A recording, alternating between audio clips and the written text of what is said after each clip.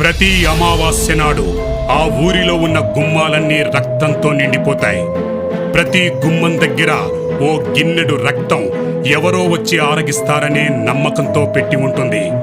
ప్రతి నెల అమావాస్య రాత్రి ఆ ఊరి నేలంతా రక్తంతో తడవవలసిందే. అమావాస్య వస్తుందంటే చాలు ఆ ఊరు మొత్తం వణికిపోతుంది. ఏ అమావాస్య ఎవరిని బలికోరుతుందో తెలియక ఆ ఊరి జనమంతా ప్రాణాలు అరచేతిలో పెట్టుకొని మరీ బిక్కుబిక్కుమంటూ ఉంటారు. ఆ ఊరు మరేదో కాదు, భైరవ కోన.